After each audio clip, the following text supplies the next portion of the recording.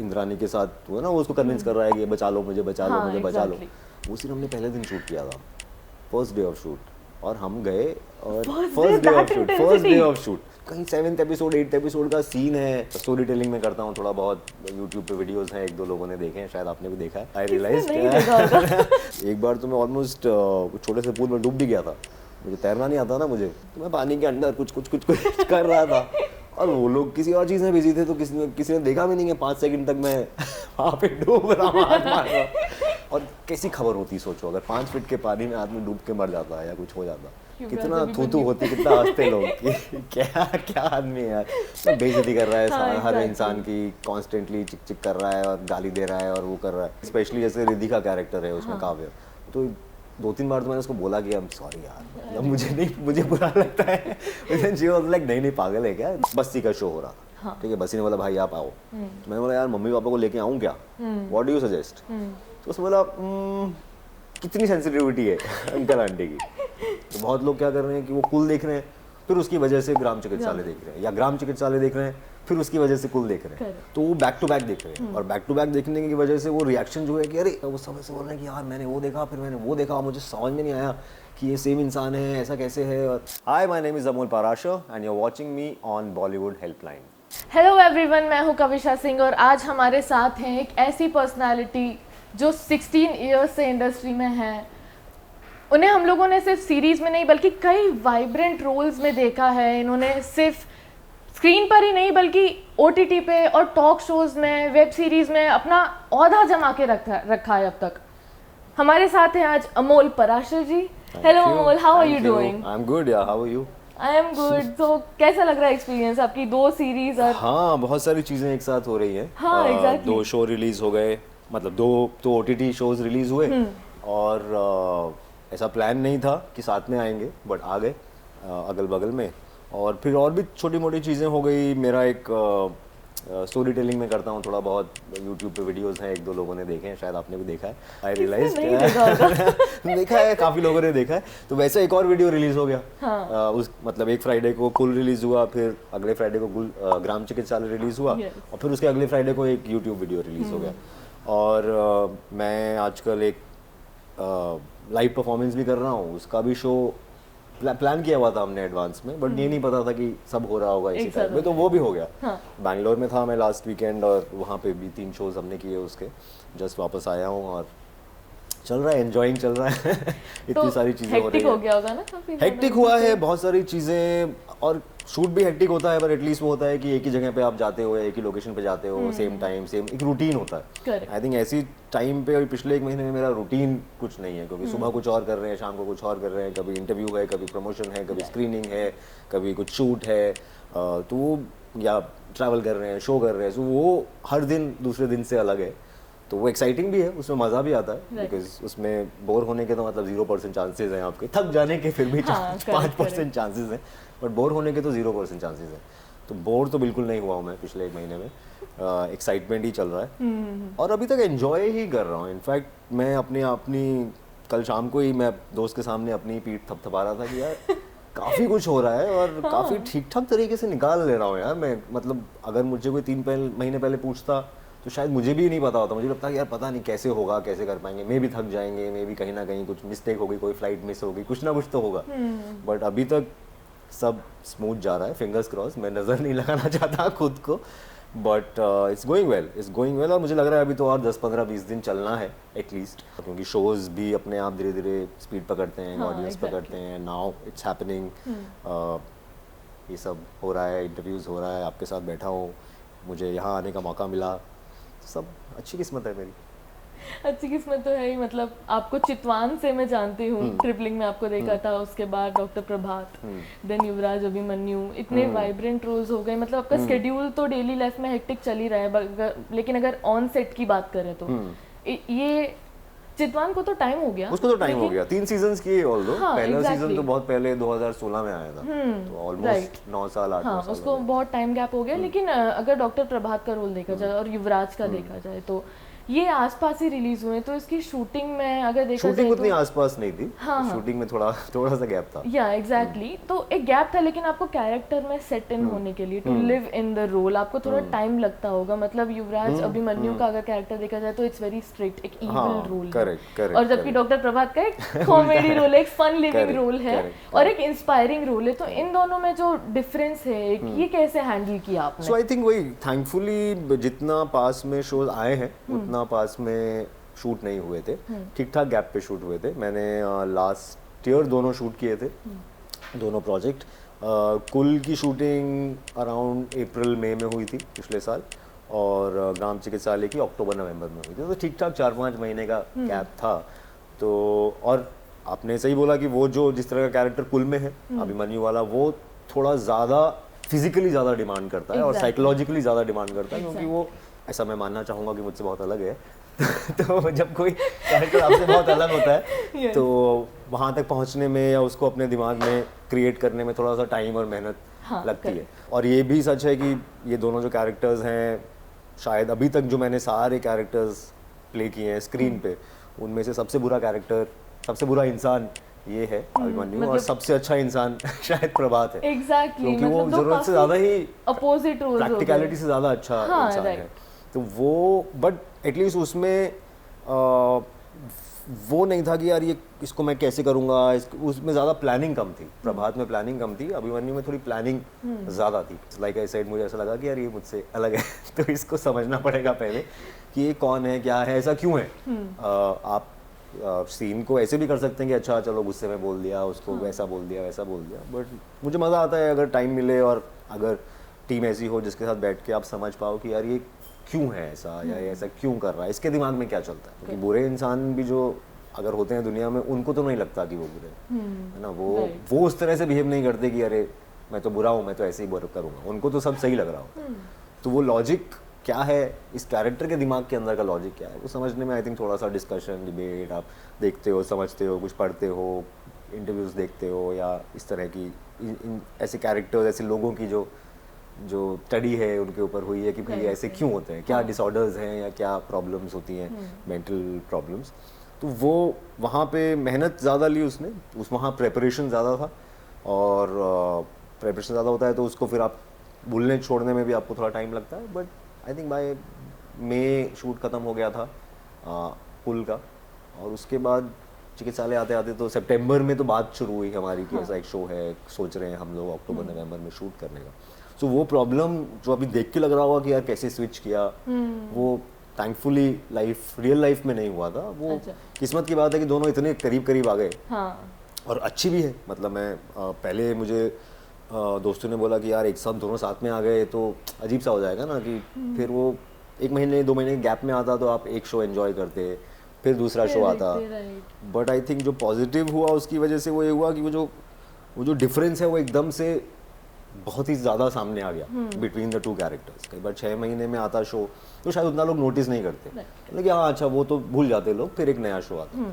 But I think अभी क्योंकि इतना अगल बगल में आ गया है और दोनों शोज पैरेलली देख रहे हैं, तो बहुत लोग क्या कर रहे हैं कि वो कुल देख रहे हैं, फिर उसकी वजह से ग्राम चिकित्सालय देख रहे हैं, या ग्राम चिकित्सालय देख रहे हैं फिर उसकी वजह से कुल देख रहे हैं। तो वो बैक टू बैक देख रहे हैं, और बैक टू बैक देखने की वजह से वो रिएक्शन जो है कि अरे ये तो कितना डिफरेंट है, वो शायद ज़्यादा आ रहा है। क्योंकि मैं भी जब बाहर जा रहा हूँ, कहीं लोगों से मिल रहा हूँ, या लोग मिल रहे हैं जिन्होंने काम देखा है, वो समय से बोल रहे हैं कि यार मैंने वो देखा, फिर मैंने वो देखा, मुझे समझ में नहीं आया कि ये सेम इंसान है, ऐसा कैसे है। और तो अच्छा भी लगता है सुन के, आपको लगता है कि चलो जो मेहनत की थी, जो सोचा था उसका फल है ये, कुछ फ़र्क पड़ा है, ऐसा मेहनत वेस्ट नहीं हुई है।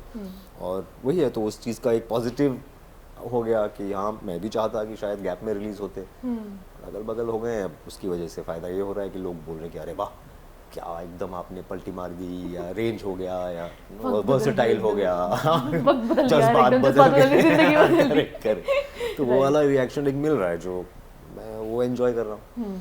तो like I would like to ask you कि ये जो इतने कम टाइम स्पेन में दोनों सीरीज रिलीज हुई हैं, तो एक नर्वसनेस थी आप में कि दोनों रोल्स देख के लोग ये बोलेंगे कि इतनी भसड़ क्यों मचा रहे हैं अमोल सर, मतलब इतना जल्दी क्या जरूरत है रोल प्ले करने की। लेकिन वो एक अच्छी चीज़ है कि पॉजिटिव रिस्पॉन्स है कि लोग नोटिस कर रहे हैं कि ये एक्टर एक वर्सेटाइल रोल इतने कम टाइम स्पेन में प्ले कर सकते हैं, मतलब देयर इज लिटरली टैलेंट जो दिख के आ रहा है, तो आपको नर्वसनेस थी कि क्या रिस्पॉन्स आएगा, और जब रिस्पॉन्स आया तो आपका क्या वो तो नर्वसनेस तो जनरली एक भी चीज रिलीज हो रही होती है तो होता ही है कि थोड़ा सा एंटिसिपेशन, थोड़ा नर्वसनेस कि भाई हमने तो कुछ सोच के बनाया है, और कोई भी कभी भी दुनिया में कोई फिल्म या शो ये सोच के नहीं बनाता कि चलो खराब शो बनाते हैं, खराब फिल्म बनाते हैं। सब अपनी तरफ से यही सोचते हैं कि यार चलो कुछ अच्छा करते हैं। वो क्या बनता है कई बार वो कुछ और ही बन जाता है, या वो लोग शायद कनेक्ट नहीं कर पाते जो आपने बनाया उससे। तो एक हल्की सी नर्वसनेस आपको रहती है कि भाई हम कितना भी सोचे, हमने अपना बेस्ट दिया है, बट क्या होगा उसकी एक अनसर्टेनिटी हमेशा है। और उसमें कई बार बेटर भी आता है, कई बार आपकी एक्सपेक्टेशन से बेटर रिस्पॉन्स भी आता है, कई बार आपकी एक्सपेक्टेशन जितना रिस्पॉन्स नहीं आता है। तो हल्की सी नर्वसनेस 15-20 दिन पहले तो होने लगती है। अब वो एक प्रोजेक्ट में होती है, यहाँ पे दो थे। तो वो था, मतलब वो आई थिंक अप्रैल के एंड में जब जैसे जैसे वो डेट्स पास आ रही थी, थोड़ा सा वो सब वो हो रहा था कि हाँ बटरफ्लाई वाला, और कि कैसा होगा। बट एटलीस्ट अब है कि इतनी सारी चीज़ें रिलीज हुई हैं लाइफ में, तो पता है कि होता है। तो वो ऐसा उससे घबरा भी नहीं जाते कि एकदम ही लाइफ ऊपर नीचे हो गई। वो एज मच एज पॉसिबल आप कोशिश करते हो कि वैसा ना हो, बट वो एक नेचुरल रिएक्शन है जो होगा ही। आपका दिमाग इमेजिन करेगा ही कि यार अगर अच्छा नहीं आया तो क्या, अगर लोग ऐसा बोले तो क्या, अगर लोग सो यू वो दिमाग की आदत है कि वो इमेजिन करने लगता है, ओवरथिंकिंग होती कि है। अच्छी चीजें भी इमेजिन करता है, बुरी भी करता है। अच्छी से उसको फर्क नहीं पड़ता, बुरी से वो डर जाता है, बुरी से डर जाता है। अच्छी से बोलता है हाँ ठीक है मेहनत तो की थी, अच्छा तो मिलना ही चाहिए। सो आई थिंक वो था, एक एंटिसिपेशन था कि कैसे होगा, क्या होगा, अच्छा लगेगा नहीं, लोगों को कैसा लगेगा। एंड वो तो मैं लाइक आई सेड कि मैं मुझसे कोई, अगर मेरे कंट्रोल में ये सब चीज़ें होती कि अगर मैं चीज़ों के रिलीज डेट्स डिसाइड कर रहा होता, मेरे हाथ में होता है सब, तो मैं शायद उनको थोड़ा 1 महीने 2 महीने के गैप में रखता कि अच्छा भी हो बुरा भी हो, एक चीज़ शुरू हो, वो ख़त्म हो, और उसमें फिर दूसरा शुरू हो जाए। बट मुझे पता चला जब अप्रैल मिड के अराउंड, जब डेट्स लॉक होने लगी कि अच्छा ऐसा है, कुल का ये न्यूज़ आ रही है, ग्राम चिकित्सालय की ये न्यूज़ आ रही है, तो इनफैक्ट बीच में तो मुझे ऐसा लगा कि शायद एक ही दिन आ जाएंगे। क्योंकि वो ऐसा चल रहा था कि अरे भैया वो 2-3 ऑप्शन आते हैं ना कि शायद ये शायद वो, या शायद ये फ्राइडे शायद वो फ्राइडे, वहाँ से भी ये न्यूज़ आ रही है कि शायद ये फ्राइडे शायद वो फ्राइडे। मुझे लगा कहीं घूम फिर के एक ही दिन पे शायद आने की संभावना है, बट वो नहीं हुआ। एटलीस्ट थोड़ा सा एक हफ्ते का गैप तो मिल गया। बिकॉज उससे क्या होता है कि इवन आप एक शो प्रमोट करते हो, आप इंटरव्यूज़ करते हो, आप उसका आप इंस्टाग्राम पे पोस्ट करते हो। अभी वो 2 अगर एक दिन पे आने लगे तो फिर बहुत ही लोग ही कंफ्यूज हो जाएंगे कि भाई क्या देखना है। कभी तुम बोल रहे हो ये देखो, कभी तुम बोल रहे हो वो देखो, हम क्या देखें। और से बहुत तो वो मैसेजिंग थोड़ी सी कंफ्यूजिंग होने का डर होता है ऐसे टाइम पे। और मुझे भी था हल्का सा कि यार चलो अब करेंगे, अब जो भी है, अब होपफुली लोगों को समझ में आ जाएगा कि ये रोल अलग है और ये शो अलग है और वो शो अलग है, उसको कंफ्यूज नहीं करेंगे। बट आई थिंक वो हो गया थैंकफुली, लाइक यू सेड कि वो लोगों ने या इस रूट से दोनों शो देख लिए या उस रूट से दोनों शो देख लिए, वो कहीं ना कहीं अच्छा ही हुआ है। और जो कॉन्ट्रास्ट है वो भी शायद थोड़ा ज़्यादा ही निकल के आ गया, बिकॉज एकदम बैक टू बैक आपने शायद दोनों शोज देख लिए, और उसके बाद शायद यूट्यूब पे सर्च करने गए होंगे तो तीसरा वीडियो भी देख लिया होगा। तो वो भी हो गया होगा, अच्छा ये भी है कुछ, यहाँ पे भी कुछ कॉमेडी कर रहा है, तो अच्छा है। मतलब मैं तो एंजॉय कर रहा हूँ, क्योंकि लाइक आई सेड मैं बाहर जा रहा हूँ तो काफ़ी रिएक्शन मिल रहा है। बैंगलोर भी गया था अभी लास्ट वीक, तो मैं अपने दोस्त को ही बोला था, मेरे दोस्त हैं कुछ बैंगलोर में कॉलेज वॉलेज के इंजीनियरिंग वाले जो नौकरी वॉकरी करते हैं, तो उसने पूछा कि अरे कैसा लग रहा है। मैंने कहा यार कुछ तो अलग है, पिछली बार बैंगलोर आया था और अभी आया हूँ, इसमें कुछ अलग है। बिकॉज जस्ट अभी चीज़ें रिलीज़ हुई हैं तो लोगों को भी शायद छपा हुआ है। सो जितने लोग पहले पहचानते थे या पहले आके बात करते थे, उससे काफ़ी ज़्यादा लोग ऐसा मुझे लग रहा है कि ज़्यादा ही गर्दनें मुड़ रही हैं। कुछ मुझे डर भी लग रहा है कि इतना अटेंशन का, क्योंकि इतनी ज़्यादा वो शायद चेंज होने में भी आपको टाइम लगता है ना, एडजस्ट होने में टाइम लगता है। आपको एक लेवल ऑफ रिकग्निशन की आदत हो जाती है कि चलो मैं कहीं जाता हूँ, 3-4 लोग आते हैं, सेल्फी मांगते हैं, चलो ठीक है। अगर वो सडनली 4 का 40 हो जाए तो वो एडजस्ट होने में आई थिंक उसको थोड़ा सा टाइम लगता है कि अरे ये तो थोड़ा ज़्यादा हो रहा है, इसकी मुझे आदत नहीं है। तो वो मैंने हल्का सा नोटिस किया ऑलरेडी जब मैं ट्रैवल कर रहा था। बट अब देखते हैं कब कहाँ जाके 4 का 30 पे जाके सेटल होगा कि 40 पे जाके सेटल होगा, वो अब पता चलेगा आई थिंक 1-2 महीने में धीरे धीरे। I would like to add कि आप पहले एक्टर होंगे जिनका मैंने पर्सनली देखा है कि एक कहावत है ना कि दो नाव पे एक साथ पैर नहीं रखते तो नहीं तो डूब जाते हैं, आप पार करके चले गए, सारी पार नाव करके लेके चले गए। गए। और वही बता कि जो नाव मिल रहा है अभी मैं उस पर पैर रख गया हाँ, कि क्यों, मतलब और आई थिंक उससे कई बार क्या होता है, अच्छी चीजें हो रही होती हैं तो आपका कॉन्फिडेंस भी हाई होता है। आप ऐसा इट्स ऑलमोस्ट लाइक वो कोई बैट्समैन है वो फॉर्म में चल रहा है, तो अब जब आपको पता है कि आप फॉर्म में चल रहे हो तो खेलो, फिर नहीं कि अरे कल खेलूंगा ना, फिर हर मैच खेलो, क्योंकि आपको पता है कि यार अभी बल्ले से निकल रहे हैं चौके छक्के, तो फिर वाई वेस्ट इट, और आप भी कॉन्फिडेंट फील करते हो, आपका सेल्फ एस्टीम और आप और मेहनत एनर्जी अपने आप आ रही होती है। तो इवन जो हम बात कर रहे थे कि भाई मैं गया बैंगलोर, मैंने शोज़ किए अपने, वहाँ पे न्यूज़ आ रही है कि अरे वो शो नंबर 1 पे चला गया, यहाँ पे मैं अपना अलग शो स्टेज पे कर रहा हूँ, बट वो उस कॉन्फिडेंस में और उसमें शायद अच्छा ही हो रहा है। मतलब मुझे ऐसा लग रहा है कि वो मेरा खुद का काम उस चीज़ से बेटर ही हो रहा है, क्योंकि जो डाउट्स होते हैं, जो वो कॉन्फिडेंस की कमी से कई बार होता है, वो बिल्कुल ही अभी तो गायब चल रहा है। अभी तो कुछ नहीं, अभी तो कोई मुझे बोले कि यहाँ से वहाँ कूद जाओ तो शायद मैं कूद जाऊँ इतने कॉन्फिडेंस में कि सही तो हो रहा है सब। सो आई थिंक वो लाइफ कई बार आपको अगर पॉजिटिव दे रही है तो मुझे लगता है कि ले लेना चाहिए। सो टॉकिंग अबाउट, मैं अगर कुल के सेट की बात करूँ तो आपका रोल ऐसा है, एकदम स्ट्रिक्ट है, एक इविल रोल है। मतलब मैंने देखा कि एक सीन में you are like you had a breakdown, जब आप निम्रत जी के सामने you fell on the knees and you are crying, you are explaining what you are feeling. Then एक सीन है जब आप चिल्लाते हैं आउट एकदम गुस्से में, then I am the Maharaj. ये कुछ ऐसे सीन्स हैं जो बहुत ज्यादा इंटेंसिटी लेते हैं। देन मैं आपके इंस्टा पे गई और मैंने एक रील देखा, और मैंने ना बिहाइंड द सीन्स में कुछ पोस्ट भी देखे जिसमें वो making some funny faces for the meme content. And then आपका निम्रत जी के साथ एक रील भी था कि एक तेरा दो मेरा, एक दे दो मेरा। तो हाँ, तो ये बीटीएस में मस्ती चल रही थी, and then you are in the character. तो ये चीज कैसे हैंडल करी आपने? मतलब बीटीएस में तो आप एकदम चिल, देन नहीं, ये रील तो हमने अभी शूट किया है, तब नहीं शूट किया था। ये तो अभी प्रमोशंस के टाइम पे जब हम मिल रहे थे, इंटरव्यूज के जा रहे थे, तो वहाँ पे शी सेड कि चलो कुछ रील बनाते हैं। मैंने कहा हाँ चलो रील बनाते हैं। तो मुझे भी लगता है कि अच्छा इस बहाने कुछ फन रील बन जाती है, क्योंकि मुझे खुद से आइडियाज नहीं आते हैं उतने, और सब लोग बोलते हैं रील बनाओ, खुद से आइडियाज नहीं आते। मैंने आपके रील्स देखे, मैं हंस के पागल। तो वही कोई बोलता है या वही है कि 10 दिन 15 दिन में कई बार एक आइडिया आता है। वो होता है ना आजकल थोड़ा सा प्रेशर है कि अब रील्स बनाओ, अब वो मैं सुबह उठ के सोच नहीं पाता हूँ कि यार आज क्या रील बनाऊँ, ऐसा नहीं हो पाता।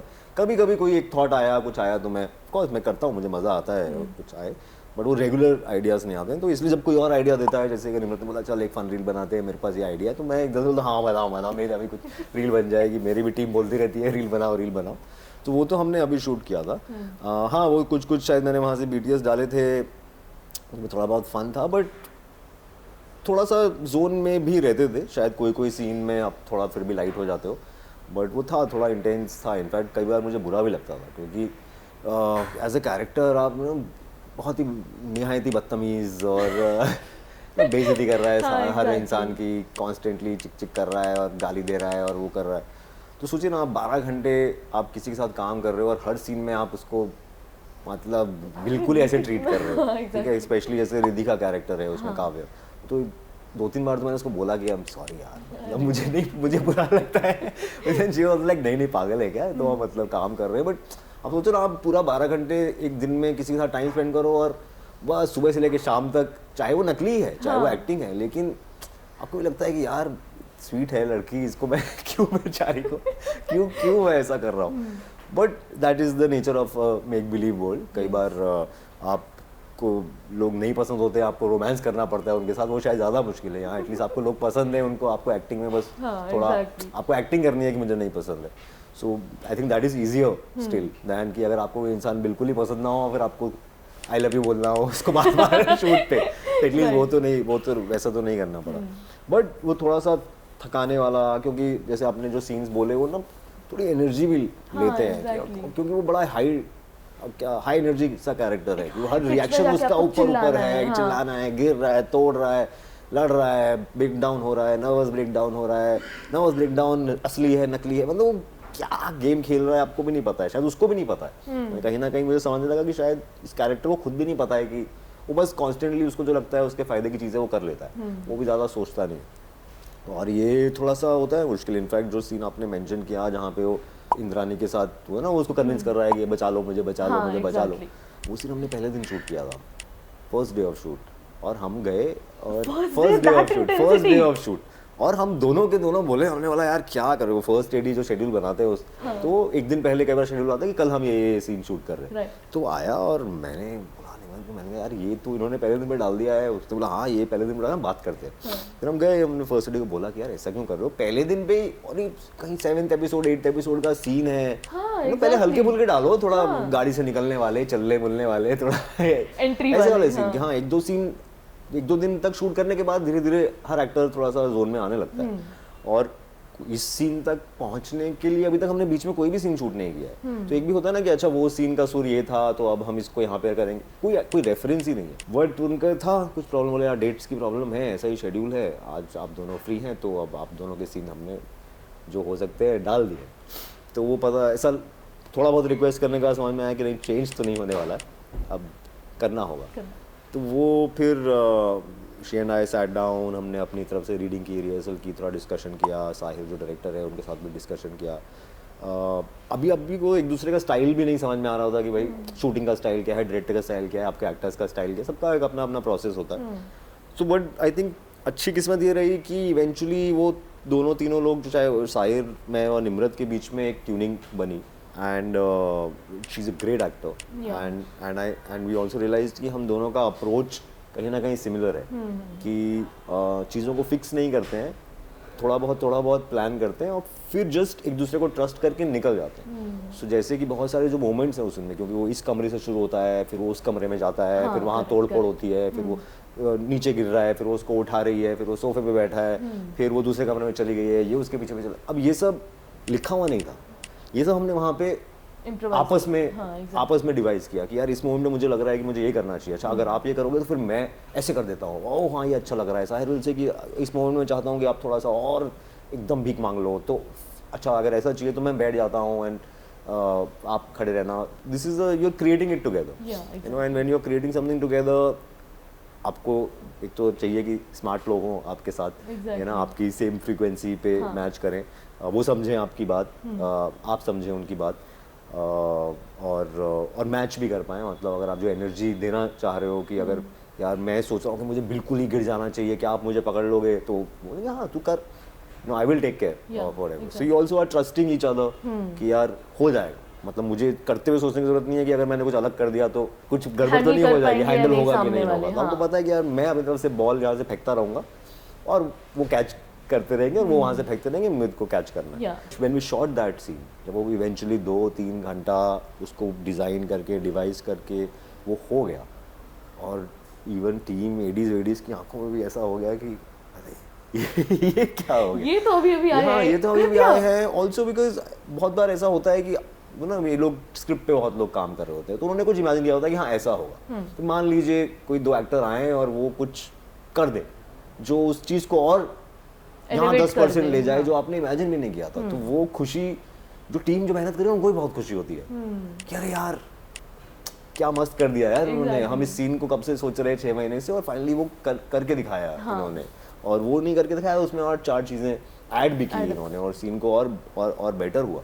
सो वो आपको भी अच्छा लगता है कि यार कोई राइटर आके या कोई एडी आके आपको बोलता है यार मजा आ गया आप लोगों ने, यार दोनों ने क्या किया यार, मैजिक हो गया. And that credit more than anything else I think I give the को एक्टर. एंड वो फिर मैंने 15वें-20 दिन जाके एक बार निम्रत को बोला, बिकॉज हम दोनों के वो वाले ऐसे बहुत सीन्स हैं, इवन दैट आउट वाला सीन और वो वाला सीन, लास्ट सीन जो है शो का, बहुत 1-on-1 सीन्स हैं जो बहुत इंटेंस हैं.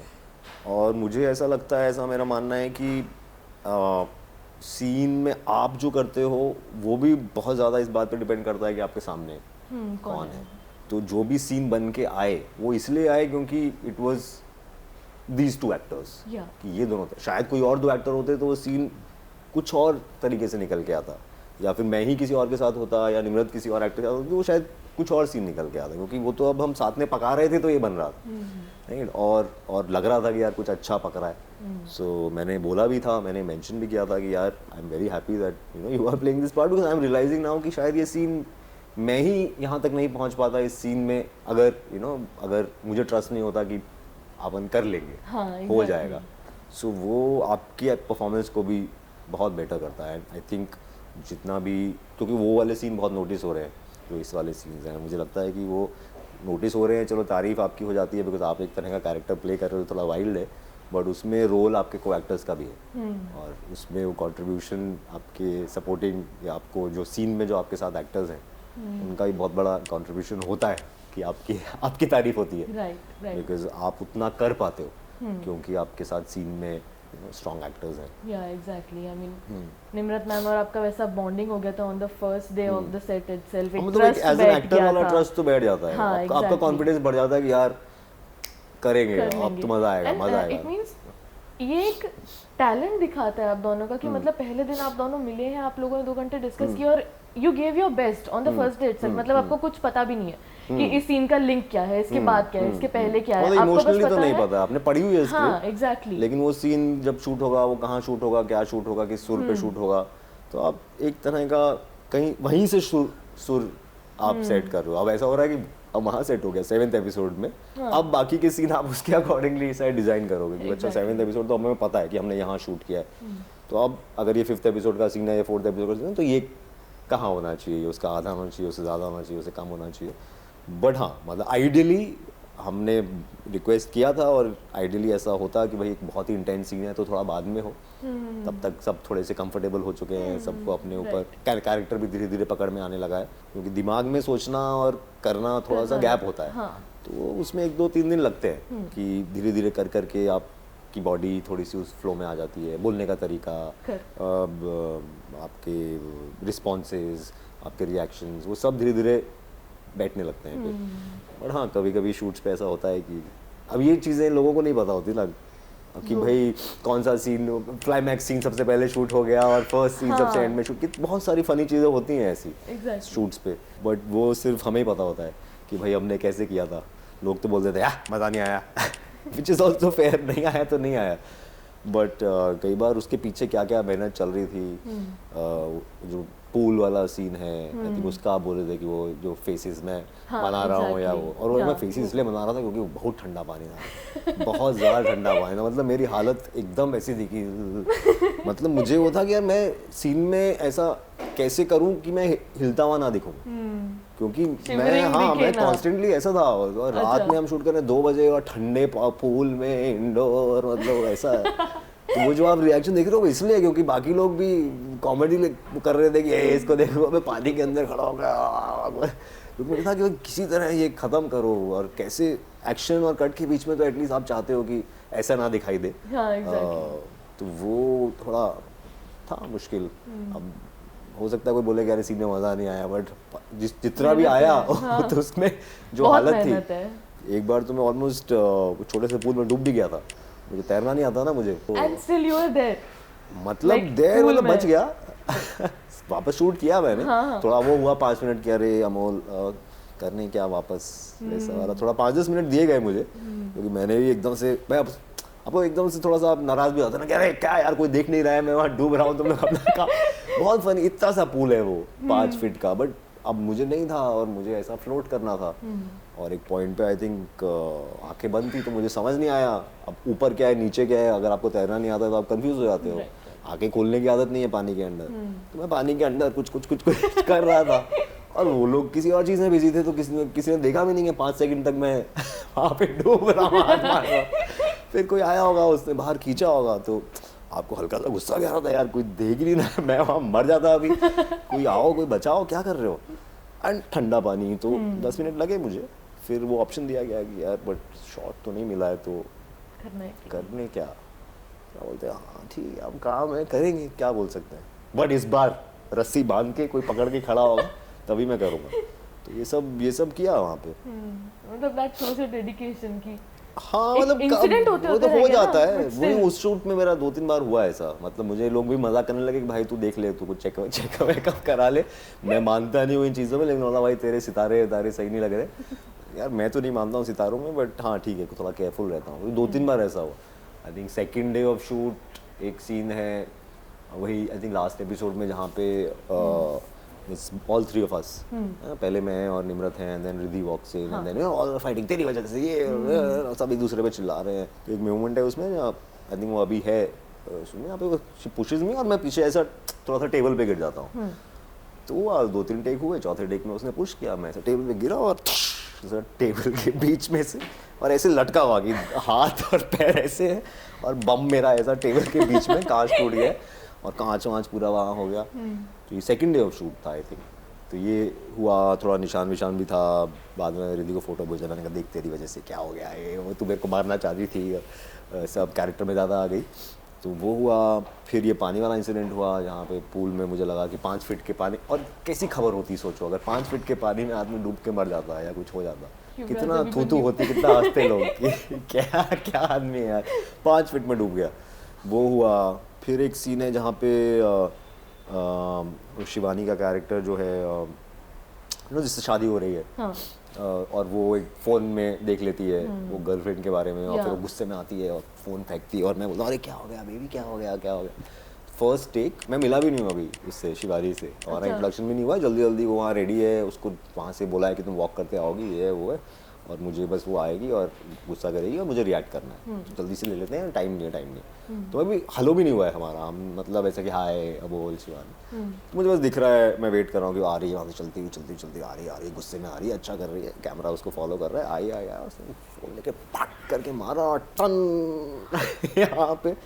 यहाँ पे वो आईफोन पूरा लगा, और ऐसा पूरा फिल्मों में दिखाते हैं ना कि सुन हो जाता है पूरा सेट कि टंग, और पूरा का पूरा शूट ऐसा रुक गया कि, और मैं वहाँ पे ऐसे खड़ा हूँ और फिर ऐसे देखा कि खून निकला कि नहीं निकला, सब लोग भागते आए और अब देख रहे हैं क्या हो गया, अब क्या है, मैंने कहा नहीं कोई बात नहीं। और वो बेचारी अभी मिली भी नहीं है, अभी हमारा हेलो भी नहीं हुआ, उसको लग रहा है पहले सीन में मैंने इसका सर फोड़ दिया है, अब मुझे शो से निकाल दिया जाएगा, ये तो मुझे निकलवा देगा। तो वो बट हो गया अगेन 5 मिनट में। मेरा था कि ठीक अब क्या कर सकते हैं, बर्फ लगाएंगे, थोड़ा सा यहाँ पे स्वेलिंग हो गई थी, थैंकफुली कटवट नहीं पड़ा, खून नहीं निकला, बट स्वेलिंग हो गई थी। और फिर रात में सोया मैं ऐसा कुछ लगा के, आइस पैक, 2-3 दिन तक रहा वहाँ पे। लोग पूछते रहते थे क्या है, क्या थोड़ा सा दिख रहा है, बट तो वो इस 2-3 इंसिडेंट के बाद लोगों ने बोलना शुरू कर दिया था कि भाई तुम थोड़ा बच के रहो, तुम थोड़ा साइड रहो, जैसे कुछ भी होता था अरे आग हो रही है, अमोल तुम थोड़ा दूर रहो, यहाँ आग वाला सीन कर रहे हैं, यहाँ पे अरे ये ऊपर से ये थोड़ा हैवी है, आप थोड़ा सा दूर हो जाओ, हाँ, कि आपके चक्कर में हमारी किस्मत ना खराब हो जाए। फाइनल डेस्टिनेशन टाइप चीजें होती है ना कि वो, हाँ, तो मतलब इंडिया में अपना अलग ही फाइनल मेरा अलग फाइनल डेस्टिनेशन होता था कि ऐसे नहीं तो वैसे इसका कुछ तो होना ही है, होने वाला है, इसको ले जाने के लिए आ गए यमदूत। तो वो बट वही है, अब ये पीछे बिहाइंड द सीन्स के एडवेंचर्स होते हैं। हाँ करेक्ट। इनमें से कोई फेवरेट मोमेंट अगर आप बताना चाहेंगे तो? इनमें से तो कोई फेवरेट नहीं, फनी वाला इनमें से तो मतलब फनी, अब वही है कि 1 साल बाद से फनी लगता है। हाँ। उस मोमेंट मतलब मुझे बहुत फनी लगता है अब कि मैं 5 फीट के पानी में कर रहा था, मतलब मुझे बाहर से ऑब्जेक्टिवली देख के लगता है कि यार कितना फनी विजुअल अगर मैं किसी फिल्म में डालूं, लेकिन हाँ क्योंकि रियल लाइफ में आप थे पानी के अंदर और उस 3-4-5 सेकंड में आपके दिमाग को लगा कि गए आप, तो वो उस मोमेंट में फनी नहीं होता। बट हाँ 1 साल बाद यहाँ बैठ के मैं बोल सकता हूँ कि हंस सकता हूँ उस बात पे कि 5 फीट पानी में डूबने वाला था। बताओ कैसे मतलब स्टूपिड न्यूज़ बनती है अगर मैं 5 फीट पानी में डूब जाता, या एक आईफोन के लग जाने से मेरी याददाश्त चली जाती, या कुछ बेहोश हो जाता, या टेबल से गिर गया और हड्डी टूट गई, यही सारी हेडलाइंस बनती और फिर रोल में किसी और को ले लेते, फिर कोई और ही। मैं तो नहीं देखती, मैं तो ना सहता। ओहो, ये तो ठीक है, अभी आप बोल रहे हो कि आपने देख लिया है, बट पता ही नहीं होता ना फिर कि अमोल करने वाला था, पता ही नहीं चलता किसी को, तो मुझे आके बोलना पड़ता कि हाँ यार कोई नहीं, वो मेरे सितारे खराब थे इसलिए इन्होंने मुझे निकाल दिया। फाइनल डेस्टिनेशन हो रहा था थोड़ा सा, मान ही लेता मैं कि हाँ सितारे होते हैं, फाइनल डेस्टिनेशन हो गया मेरे साथ। तो अपार्ट फ्रॉम आपके कुल का कैरेक्टर, मैं ना एक चीज मेंशन करना चाहूंगी, मतलब मैंने ना आपके BTS देखे, आपके फोटोग्राफ्स देखे, एक सीन है जिसमें आप बैठे हुए हैं ऐसे, mascara and kajal and everything, आपका आई मेकअप है and you are smoking and you are sitting on the sofa like this, badass energy है एकदम, एक बैडएस एनर्जी है। उसका ऑडियंस रिएक्शन जब आया तो आपको कैसा लगा? हाँ अच्छा लगा था, क्योंकि वो थोड़ा सा पता था, क्योंकि वो जब हम शूट कर रहे थे तो लुक वो वाइज वो पता था कि ये डिफरेंट है from everything else I have done. In fact आप बचा के रखते हो उसको, क्योंकि वो भी होता है कि भाई 1 साल पहले रिवील करने का कोई मतलब नहीं है। हाँ। शूट करने का, तो आपके पास वो सब बैंक में पड़ा होता है कि भाई ये एक दिन डाला जाएगा, कुछ धमाका किया जाएगा दुनिया में। सो कहीं ना कहीं वो पता था, बिकॉज यू नो कि कुछ कुछ इमेजेस हैं, ये इनका एक स्टार्क रिएक्शन होगा, बिकॉज इस तरह से लोगों ने आपको देखा नहीं है, राइट? वो कैरेक्टर रिवील होगा। अगर मान लीजिए जब फर्स्ट टाइम नहीं, एक ही बार किया है मैंने, बट जब मैंने भगत सिंह का कैरेक्टर किया तो वो पता था कि यार ये मुझे पता है कि अरे ये तो बड़ा ही इंटरेस्टिंग विजुअल है, लेकिन जब तक रिलीज नहीं होता है तब तक आप उसको सिर्फ फोन में ही रखते हो, दोस्तों को दिखा दो कि देखो दिखाऊं कुछ, देख ये मेरा फोटो है, और लोग बोलते हैं अरे वाह, अरे कब आ रहा है। सो आपको पता होता है लोगों के रिएक्शन से कि यार इस चीज़ पे रिएक्शन आएगा, या इस चीज़ को लोग नोटिस करेंगे, बिकॉज ये सडनली एक तरह का वो होगा कि अरे ये क्या आया। सो वो कहीं ना कहीं पता था, इनफैक्ट इसीलिए शायद पहली ही अनाउंसमेंट या पहली ही फोटो जो डाली गई सबसे पहले वो वाला सेट डाला गया, कि उसमें मैक्सिमम इम्पैक्ट है, और उसमें कहीं ना कहीं कैरेक्टर भी कन्वे हो जाता है, तो आपका जो पर्पस है वो भी सॉल्व हो जाता है कि अच्छा ये कुछ एक नया रूप होने वाला है, या कि कुछ नया तरह का कैरेक्टर शायद हम देखेंगे अमोल का। सो वो अच्छा है, और मिलते हैं कुछ लोगों को ऐसे बैड कैरेक्टर हॉट भी लगते हैं, तो वैसे वाले रिएक्शंस भी आते हैं, फिर डीएम्स में लोग आ जाते हैं, ओहो ये सब डैडी वाले मीम्स और वैसे वाले मीम्स बनने शुरू हो जाते हैं। तो वो वैसा भी आया, जो कहीं ना कहीं मुझे पता था कि उस कैरेक्टर से आएगा। अब कितना आएगा वो आप गेस नहीं कर सकते, बट आ तो रहा है। I can see that. कि हाँ वो आ रहा है, और जो थोड़ी सी सीधी सादी बातें वो लोग कमेंट्स में करते हैं, जो थोड़ी टेढ़ी मेढ़ी बातें वो लोग डीएम्स में करते हैं, तो आपको समझ में आ जाता है कि अच्छा इसका क्या इम्पैक्ट है, इसका किस तरह का रिएक्शन है। तो कुल के तो कैरेक्टर की बात हो गई, अब ग्राम चिकित्सालय के आपका जो कैरेक्टर है डॉक्टर प्रभात, उनकी बात करें तो कंप्लीटली अपोजिट हो गया, एक सॉफ्ट बॉय है, एक जगह आप लोगों ने अपने एक बैडएस कैरेक्टर पे किया, एक एकदम सॉफ्ट बॉय थिंग है, पूकी। हाँ pookie, we can say pookie एकदम। मैंने एक दो मीम्स देखे तो वहां से मैंने वर्ड पकड़ा कि पूकी। हाँ एग्जैक्टली। तो इस कैरेक्टर को आप कैसे डिफाइन करेंगे? मतलब सीरीज में ना एक मेंटल हेल्थ पे भी टेक है, और मैं कुछ सीन्स अगर डिफाइन करूंगी तो एक टेक है जहाँ पे बीपी मशीन में होल है, तो वो ना एक कंटिन्यूस सीन जा रहा है, बीपी मशीन में तो होल है, दवाइयाँ तो बेच दी, पैसे तो हम खा गए, तो वहाँ पे आपका एक ऐसा दिख रहा है कि आपको गुस्सा है लेकिन you have to keep it. तो वैसे रियल लाइफ में आपका पेशेंस कैसा है? मतलब आप सच में ऐसे डील करके क्योंकि आप डील विद सम विलेजर्स। ठीक ठाक है, आई थिंक मोर देन कि वो किससे डील कर रहा है, कि वो गांव है या शहर है, आई थिंक कहीं ना कहीं कोशिश ये थी कि वो इस तरह का इंसान कि वो बहुत जल्दी इरिटेट नहीं होता है, या फ्रस्ट्रेट नहीं होता है, या गिव अप नहीं करता है। वो उसको है कि ठीक है कैसे हम इसको ठीक कर सकते हैं, ठीक है। So this was our plan कि यार इस कैरेक्टर को इस तरह से ट्रीट करना है कि वो जाएगा वहाँ, उसको लगेगा कि अच्छा कैमरा नहीं आया, कोई नहीं, फोन है किसी के पास। So this is the kind of person we wanted him to be, right? उसमें ये भी सोचा कि कैमरा नहीं आया, क्या है यार कैसी जगह है यहाँ, कैमरा नहीं आया, तो वो नहीं करना था हमें। तो वो हमारा वो क्रिएटर्स का, टीवीएफ की जो टीम थी, जिन्होंने जो क्रिएटर्स हैं, शो रनर्स हैं, दीपक मिश्रा, रुनाब कुमार, या डायरेक्टर है राहुल, या राइटर वैभव, श्रेया, इवन मी, हम सबका एक कंसेंसस था कि यार दिस इज द जोन, ये हमारा प्रभात है। Prabhat is a problem solver, he is not वो एकदम से रिएक्ट नहीं करता है, वो उसको लगता है कि अच्छा ठीक है शायद ये अनएक्सपेक्टेड प्रॉब्लम है, लेकिन मैं यहाँ प्रॉब्लम्स को अंडरलाइन करने नहीं आया हूँ, या उस पर शोर मचाने नहीं आया हूँ। मुझे पता था कुछ ना कुछ प्रॉब्लम्स होंगी, क्या होंगी मुझे नहीं पता था, शायद मेरे सोचने से थोड़ा ज़्यादा है, बट मेरा काम उन चीज़ों को सॉल्व करना है, उन चीज़ों में कंप्लेन करना नहीं। सो this was I think a general guideline जो हम सबके दिमाग में था कि प्रभात को, हर सीन को हम इस तरह से अप्रोच करेंगे और इस जोन में रखने की कोशिश करेंगे, और वही उसकी खासियत है। कहीं ना कहीं आई थिंक इसीलिए वो अट्रैक्शन आपको उस कैरेक्टर के टुवर्ड्स होता है, क्योंकि हमें ही पता है कि यार रियल लाइफ में हम सब नहीं कर पाते हैं। मतलब 5-6 चीज़ों के बाद थोड़ा इरिटेशन हो ही जाता है कि क्या बर्बाद है यार, क्या जगह है, कैसे लोग हैं, ऐसा हो सकता है। But that is what makes him slightly aspirational, different, then inspiring. यार ऐसा भी हुआ जा सकता है।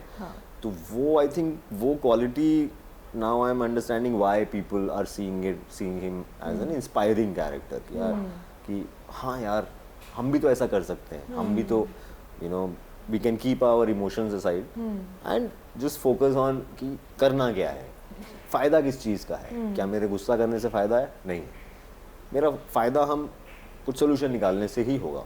अपना गुस्सा, अपना इरिटेशन, अपना फ्रस्ट्रेशन पी जाऊंगा मैं, तो वो प्रभात उस तरह का है जो अभिमन्यु से बहुत अलग है, क्योंकि उसको थोड़ी सी भी इरिटेशन होती है वो दुनिया पे उल्टी कर देना चाहता है ना, उसको है कि मच्छर भी काटा तो तुम्हारी गलती है और वो तुम पे रिएक्ट करेगा। And as opposed to that, as a good person, as an example of a good person, Prabhat का है कि यार नहीं, मैं यहाँ पे दूसरों को परेशान करने या दूसरों को डांटने या उनको बताने की वो कि तुमको कुछ नहीं आता मुझे सब आता है, उसके लिए मैं नहीं आया हूँ यहाँ पे।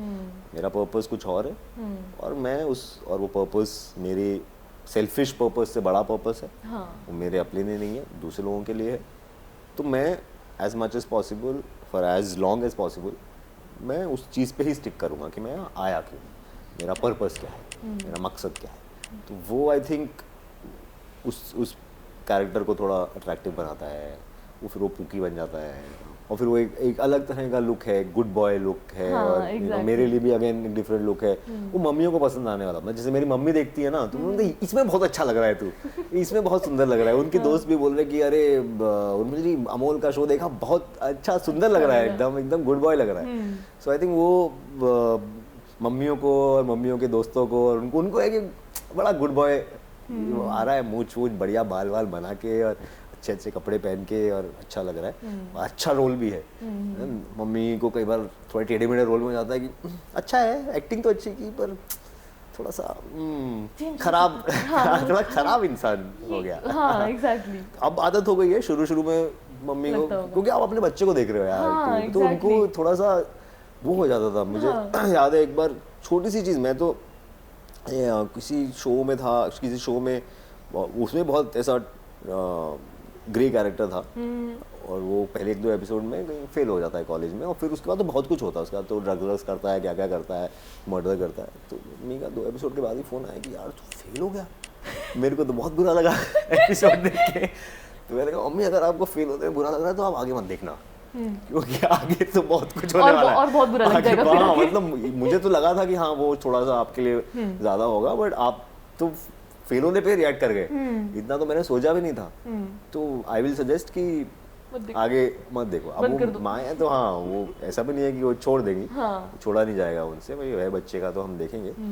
तो अब आई थिंक पहले से थोड़ी सी बेटर आदत हो गई है कि उनको समझ में आ गया ठीक है तो चलो एक्टिंग है, चलो वो है। और पहली बार स्क्रीन पे बच्चे को मरते हुए देखो, गोली मार दी किसी ने, तो वो इमोशन थोड़ा सा उनके लिए और एक्स्ट्रा हो जाता है ना। वो सिर्फ कैरेक्टर नहीं है, लोग तो कैरेक्टर पे भी बुरा फील करते हैं ना। कोई अच्छा कैरेक्टर अगर मर जाता है या कुछ बुरा होता है उसके साथ, यहाँ तो सिर्फ वो कैरेक्टर नहीं है यार, वो तो आपका चाइल्ड है। वो शक्ल है, वही है, वही आवाज़ है। सो वो मुझे रियलाइज हुआ कि यार ये मैंने ऐसे कभी नहीं सोचा था कि यार ये इनका एक एक्स्ट्रा रिएक्शन हमेशा पेरेंट्स का होगा या आपके जो बहुत क्लोज लोग हैं उनका होगा, बिकॉज उनका कनेक्शन आपसे बियॉन्ड एक्टिंग, बियॉन्ड एनीथिंग है। मतलब जब आप एक्टर नहीं भी हो तो उनका एक कनेक्शन है आपके साथ एज अ ह्यूमन बीइंग, और वो आपको उस नज़र से देखना नहीं रोक सकते। राइट, आप चाहे कितनी भी एक्टिंग हो, कितना भी कैसा भी वर्ल्ड हो, ये तो पता ही है कि ये अमोल है। तो वो मतलब ये चीज़ मुझे पता ही नहीं थी, या ये चीज़ मैं कभी गैस नहीं कर पाता कि ऐसा भी होता होगा। जो आपके क्लोज लोग हैं उनके लिए वो एक बड़ा ही डिफरेंट काइंड ऑफ एक्सपीरियंस है कि आपको पता है कि आप अमोल को देख रहे हो, पर आप अमोल को नहीं देख रहे हो, पर ये अमोल है, पर ये अमोल नहीं है। और इसके साथ जो हो रहा है वो असलियत की तरह हो रहा है, बट असली नहीं है। हाँ, वो डिफरेंशिएट करने में माइंड को आई थिंक थोड़ा सा टाइम लगता है डिफरेंशिएट करने में। मतलब ऑडियंस का भी रिएक्शन देखा जाए ना तो वो लोग तो आपकी फैमिली है, आपके फ्रेंड्स है। ऑडियंस में भी मैंने देखा है कि ऑडियंस में कई बार वो एक्स्ट्रा युवराज अभिमन्यु का जो रोल है ना, उसमें मैंने रिव्यूज कुछ देखे हैं, मैंने रीड किया, लोग बोल रहे हैं कि ये कैरेक्टर आपने इतने अच्छे से पोर्ट्रे किया, इतना इविल है but at the same time traumatised है कि हम खुद हेट नहीं कर पा रहे कि अमोल को कैसे हेट करें, but at the same time character ऐसे है कि दिल से लग रहा है इसको मार दो। हाँ, बहुत लोगों ने ऐसे मैसेज भेजे कि इतना अच्छा किया सर आपने, मजा आ गया, कि मेरा तो मन कर रहा था कि इसको मैं ही इसका सर फोड़ दूं। एग्जैक्टली, बहुत ही अच्छा किया आपने। तो ये वो सेंटेंस ही कितना फनी है कि सर आपने इतना अच्छा किया कि मेरा मन क्या मुक्का मार दिया। तो वैसे बट आई नो आपको पता है कि यार ये जहाँ से आ रहा है वो पॉजिटिव जगह से आ रहा है, वो तारीफ ही कर रहा है आपको। Exactly. वो अपना प्यार ही व्यक्त करना चाह रहा है, प्यार ही जता रहा है, तो आप उसको एज अ फनी चीज है लेकिन आप लेते हो उसको। मतलब ग्राम चिकित्सालय में अगर देखा जाए तो डॉक्टर प्रभात का जो कैरेक्टर आपने बोला एक प्रॉब्लम सॉल्वर है, मतलब वो गए ही वहाँ पे विलेज में इसी पर्पस है कि ही सॉल्व द प्रॉब्लम्स विलेजर्स को जो हो रही हैं जिनको जीरो नॉलेज है मेडिसिन का। आपने स्टार्टिंग में अपने सीनियर डॉक्टर को भी कहा कि किसी को तो जाना पड़ेगा। तो ऐसा आपके लिए रियल लाइफ में प्रॉब्लम सॉल्वर कौन है, इफ आई मे आस्क? खुद ही है अभी, खुद ही प्रॉब्लम सॉल्व। मैं तो यार अकेले रहता हूँ। आई मीन मेरे पेरेंट्स मूव हो गए हैं बॉम्बे, बट जिस घर में मैं रहता हूँ वहाँ में मैं अकेले रहता हूँ। मम्मी पापा थोड़ा पास में रहते हैं। तो मोस्टली प्रॉब्लम मुझे लगता है कि खुद ही सॉल्व किए हैं, जो भी किए हैं। और उस चीज़ से कॉन्फिडेंस भी आता है, उस चीज़ से आपको ये भी पता होता है कि यार आगे कोई प्रॉब्लम आएगी तो देख लेंगे। आई थिंक वो वाला मसल आपका थोड़ा स्ट्रांग हो जाता है कि यार वो भी तो देखा था, देखेंगे क्या होता है। So the more I think you go through problems and solve those problems, वो आपका खुद का स्ट्रेंथ, आपका खुद का कॉन्फिडेंस, आपका खुद का विश्वास, सेल्फ बिलीफ थोड़ा बढ़ता है कि यार किसी और पे डिपेंडेंट ना हो।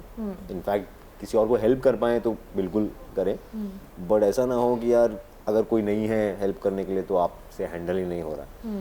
थोड़ा सा ये इसमें मैं रहा हूँ, थोड़ा इंडिपेंडेंट थॉट में, मतलब उसमें कई बार लोग बुरा भी मान जाते हैं। एक दो बार मेरी माँ बाप ने बोला कि भाई हम हैं यहाँ पे, तू हमको बोल सकता है कोई हेल्प चाहिए तो यार तू तो एकदम वो इग्नोर ही कर देता है, बताता ही नहीं है कि प्रॉब्लम चल रही है कुछ।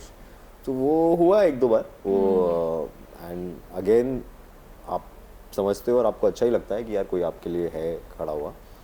बट मोस्टली आई थिंक अब वो आदत है मेरी, वो बचपन से आदत है कि यार अपना खुद ही देखेंगे। बिल्कुल ही अगर ऐसा हो जाए तो ऐसा भी वो जिद नहीं है कि मैं मदद मांगूंगा ही नहीं, but as much as possible अगर मैं उसको खुद सॉल्व कर सकता हूँ तो मैं खुद करूँगा। और जहाँ पे मुझे लगता है कि यार maybe I should now ask for a friend, क्योंकि ऐसा भी नहीं है कि अपनी मेंटल या फिजिकल हालत आपको ख़राब करनी है कि नहीं नहीं मैं तो खुद ही करूँगा, वैसा जिद नहीं है। बट वो बस अपने आप को थोड़ा स्ट्रांग बनाने का है। पर अगर लग रहा है कि बहुत ही ज़्यादा बड़ी चीज़ है, आप तो पूरा दबी जा रहे हो उसके नीचे, तब आपको चाहिए, आपको चार लोगों के हाथ चाहिए कि भाई अब थोड़ा ज़्यादा हो रहा है, कोई प्लीज़ आके देखो यार थोड़ा हाथ लगाओ। एंड वो ऐसे दोस्त हैं मेरे लाइफ में जो 4-5 लोग जिनको आप ऐसे मोमेंट में फ़ोन कर सकते हो या बोल सकते हो कि यार मिलना है, वो उसमें ही समझ जाते हैं कि अरे अमोल अगर बोल रहा है मिलना है, बात करनी है, कुछ ना कुछ होगा, क्योंकि ये बोलता नहीं है ऐसे कि यार कुछ बात करनी थी। तो फॉर नाउ यस मैं खुद ही हूँ प्रॉब्लम सॉल्वर। इनफैक्ट दूसरों को भी कर देता हूँ, आपकी कोई प्रॉब्लम है तो आप बता देना, मैं हेल्प कर दूँगा। बिल्कुल आई विल कम पर्सनली, आऊँगी मैं बिल्कुल। सो अब जैसा आपने कहा कि कुछ दोस्त हैं आपके, कुछ ऐसे हैं, तो अगर देखा जाए तो जैसे डॉक्टर प्रभात का भी एक ऐसा रोल है जहाँ वो मेंटल हेल्थ पोर्ट्रे कर रहे हैं, उन्होंने सीरियसली इस चीज़ के बारे में बताया है। तो जेनजी में भी, और आपके जो पहले के टॉक शोज भी अगर देखे जाए तो उसमें भी आपने जेनजी टर्म्स के बारे में काफ़ी ज़्यादा बात की है। आपके रोल भी अब तक ऐसे रहे हैं जो ये जनरेशन काफ़ी ज़्यादा रिलेट कर पाई है। कुछ मॉडर्न टर्म्स हैं जो आप अच्छे से समझते हैं, जैसे कैजुअल डेटिंग हो गई, सिचुएशनशिप्स हो गए, रेड फ्लैग ग्रीन फ्लैग जैसे टर्म्स हो गए। मेंटल हेल्थ पे और इन सब पे आजकल की जनरेशन के लिए आपका क्या टेक है अगर आप बोलना चाहें? मैं तो कोई एक्सपर्ट तो नहीं हूँ, है ना। मेरे लिए भी बहुत सारी चीज़ें नई है, समझ रहा हूँ, सीख रहा हूँ, सुन रहा हूँ। Eyes and ears are open just to see कि भाई कितना आप किसी चीज़ के बारे में समझ सकते हो। और अगर again I am not an expert, but यही मैं लोगों को बोलता हूँ कि यार अगर सुनना है और मानना है तो एक्सपर्ट्स से की ही सुनो, एक्सपर्ट्स की ही मानो। आजकल किसी भी चीज़ को लेके, किसी भी टॉपिक में, चाहे वो मेंटल हेल्थ हो, चाहे कोई भी टॉपिक हो, क्या हो जा रहा है कि आप इंस्टाग्राम से सीख रहे हो हर टॉपिक के बारे में।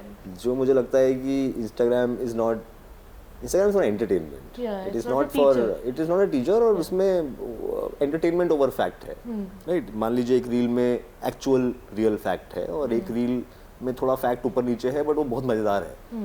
तो कौन सी रील वायरल जाएगी? जो मज़ेदार होगी वही आपके फीड पे आएगी। बट तो वो क्या है, एल्गोरिदम जो है सोशल मीडिया का, वो फैक्ट या सच को प्रमोट नहीं करता है, वो एंटरटेनमेंट को प्रमोट करता है। तो अगर आप इंस्टाग्राम पे रिलाई करने लगोगे for your knowledge of anything, तो वो थोड़ा सा ट्रिकी है। तो वो बस मुझे लगता है, एंड स्पेशली कोई ऐसी चीज़ जो नई है, जिस पे अभी लिटरेचर बन रहा है, रिसर्च हो रही है, उस चीज़ के लिए तो मुझे लगता है कि as much as possible sources आपके क्या हैं, आप क्या पढ़ रहे हैं, क्या सुन रहे हैं, किसकी सुन रहे हैं, वो बहुत ज़रूरी है। तो मैं यही लोगों को बोलता हूँ कि यार अगर आपको कुछ जवाब चाहिए, अगर कोई डाउट है तो प्रोफेशनल के पास जाओ, इंस्टाग्राम की मीम पे और रील पे मत जाओ। हाँ, वो शायद आपको इधर उधर गलत थॉट्स या गलत आइडियाज़ या गलत नॉलेज भी दे सकता है। हाँ, और फिर आप उसमें फंस सकते हो कि यार ऐसे ही होता है, या यही सच है, या ऐसे ठीक हो जाता है, या वैसे ठीक हो जाता है। मतलब वो राइट नॉलेज भी हो तो कभी कभार लैक ऑफ नॉलेज में हम ही उसको रॉन्ग हाँ, मतलब क्योंकि किसी को बहुत ज़्यादा पूरी तरह नहीं पता है, तो फिर आप सब आधे अधूरे नॉलेज हो जाता है, वो हाफ बेक्ड हो जाती है। Exactly. If there is an issue और if you are feeling like you need help, go to a professional, ask somebody who has studied it, जिसने 4, 5, 10 साल दिए हैं इस चीज़ को, रादर देन समबडी जिसने एक मीम देखा और एक रील बना दी और आपको लगा कि हाँ ये सही बोल रहा है। सो वही मैं जनरली भी मैं बोल रहा हूँ कि सिर्फ मेंटल हेल्थ में तो हर टॉपिक पे बोलता हूँ कि भाई इंस्टाग्राम पे अगर आपने देखा है तो वो सही है, ये नहीं है, ये ज़रूरी नहीं है। जैसे बोलते हैं ना कि वो व्हाट्सएप पे पढ़ा है, तो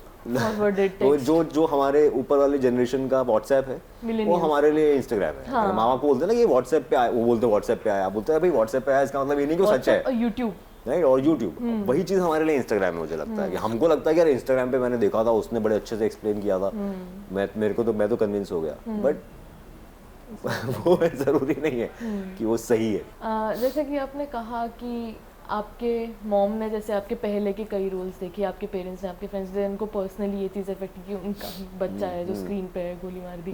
तो ना ट्रिपलिंग में आपका एक सीन है जहाँ पे आप डीजे पे गाना है रिश्तेदार।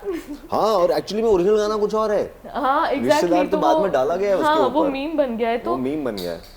इस चीज पे आपके पेरेंट्स का और आपके रिलेटिव्स का क्या टेक था? उनको ये तो समझ आता है कि वर्क कर रहा है, लोगों को पसंद आ रहा है, मीम्स बन रहे हैं, बड़े बच्चा चलो अच्छा कर रहा है, फेमस हो गया है, लोग फोटो खिंचा रहे हैं उसके साथ, और थोड़ा सा कि ठीक है यंग लोगों के लिए है, तो वो अब समझ जाते हैं कुछ।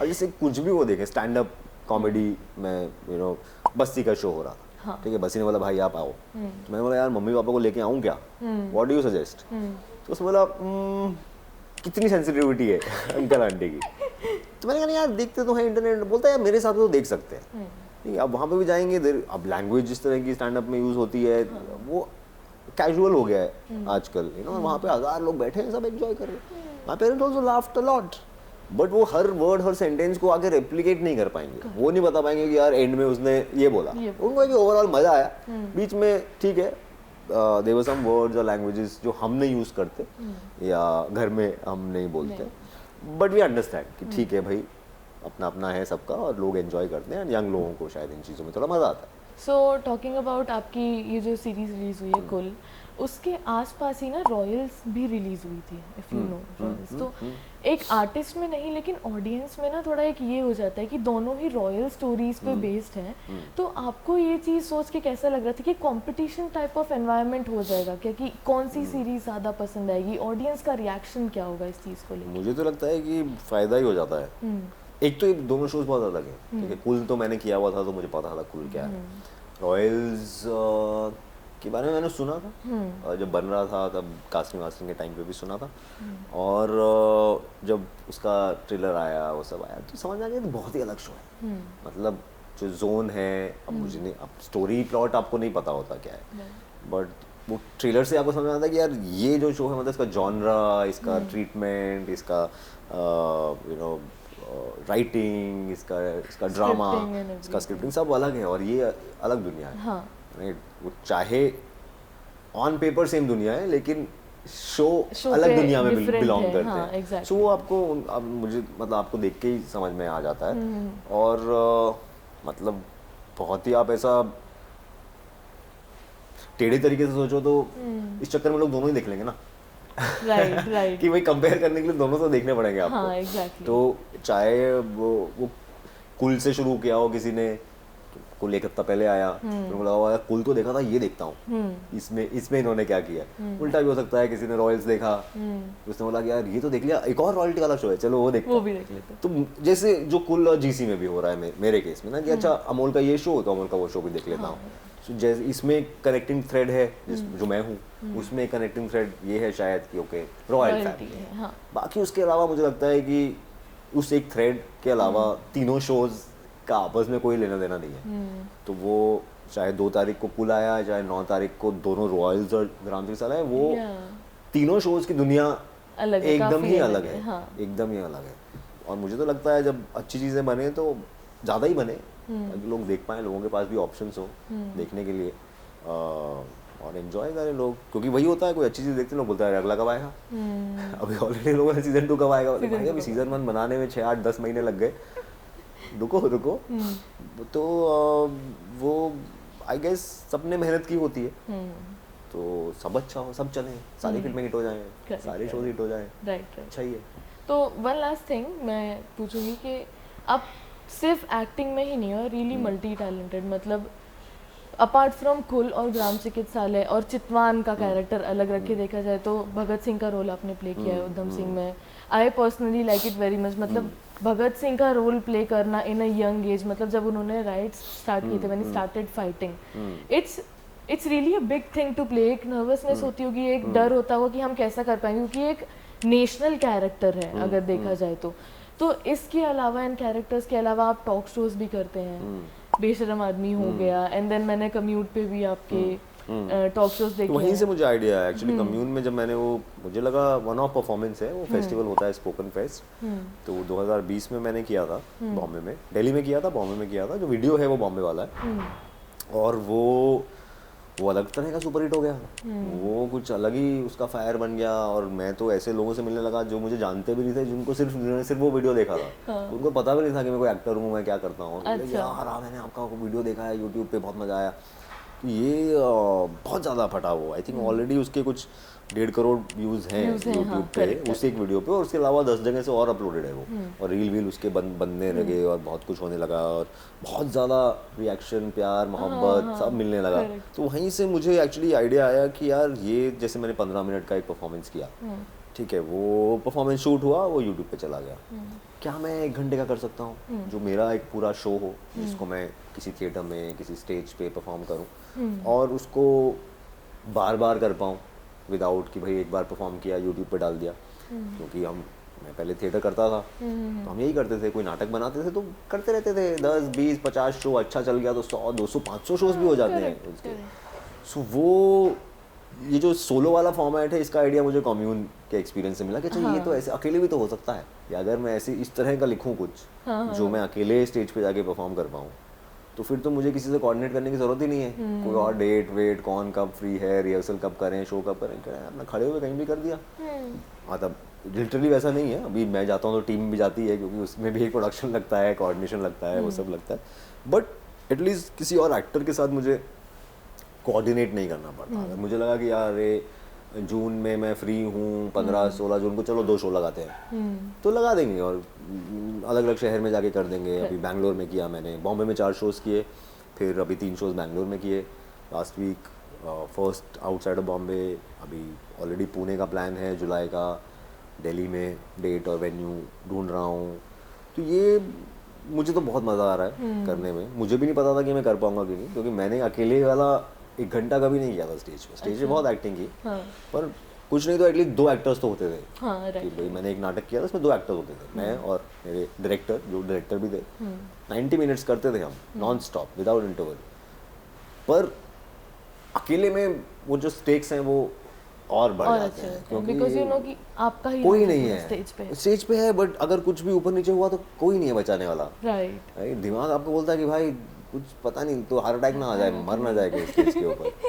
बट 7 शो हो गए अभी तक, तो जिंदा ही निकला हूँ हर शो से। तो वो जो पहला शो करने जा रहा था, तो मुझे नहीं पता था कि ये हो पाएगा कि नहीं। वो बिलीफ का ही गेम था। Like I said, I think कई बार आपका कॉन्फिडेंस, आपका बिलीफ अच्छा जा रहा होता है, तो आपको लगता है कि यार इसको यूज़ करना चाहिए, अब इसको यूज़ करके मुझे वो चीज़ें करनी चाहिए जो शायद मैं डर के मारे नहीं करता, क्योंकि ये सोचा तो मैंने बहुत सालों से हुआ है, 3-4 साल से सोच रहा हूँ कि करूँगा करूँगा करूँगा करूँगा, अब सोचना नहीं है, अब कर देना है। सो आई थिंक वो वाली, और जब अच्छा रिजल्ट आता है तो उससे आपका कॉन्फिडेंस और बढ़ता है। अब मैं बोल रहा हूँ कि यार मैंने 75 मिनट का शो कर दिया अकेले स्टेज पे, तो मैं तो 2 घंटे भी कर लूँगा, नहीं वो कॉन्फिडेंस ऑलरेडी वहाँ पे पहुँच गया कि तो 75 मिनट कर सकते हैं, 2 घंटे क्यों नहीं कर सकते, 3 घंटे क्यों नहीं कर सकते अकेले स्टेज पे। तो ऑलरेडी वो थॉट आपका प्लांट होने लगा है कि आपका कॉन्फिडेंस कि हाँ मैं कर सकता हूँ, हाँ शायद मैं कर सकता हूँ। जो डाउट्स आपके होते हैं खुद को लेके, वो धीरे धीरे होता है ना, वो डर के आगे जीत है वाला। आप थोड़ा टेस्ट करते हो कि यार डर ही तो है, क्या हो जाएगा ऐसा ना। तो वो आई थिंक बेशरम आदमी जो शो चल रहा है वो तो चलता रहेगा। मेरा प्लान ये है कि 50-100 शो तो उसके करें ही करें। उसके बाद क्या होता है देखते हैं। कोई हो सकता है एक दिन बोले कि यार इस पे फिल्म बना के दे दें क्या, हो सकता है, देखेंगे तब। बट अभी के लिए वो इसलिए है ताकि मैं अपने शोज फिल्म्स करता रहूँ, सीरीज फिल्म्स, और कुछ ना कुछ साइड में मेरे पास हो जो अपना प्योरली मेरा हो, जिसकी क्रिएटिविटी प्योरली मेरी हो, जिसकी स्क्रिप्ट, जिसकी परफॉर्मेंस, कब करना है, कहाँ करना है, क्या करना है, वो सब मेरे हाथ में, पूरा कंट्रोल मेरा हो उसके ऊपर। तो अभी तो शुरू ही हुआ है, बट मज़ा आ रहा है। एंड अगर शो होगा बॉम्बे में तो आप लोग भी आइए, देखिए। मैं तो पक्का आऊंगी।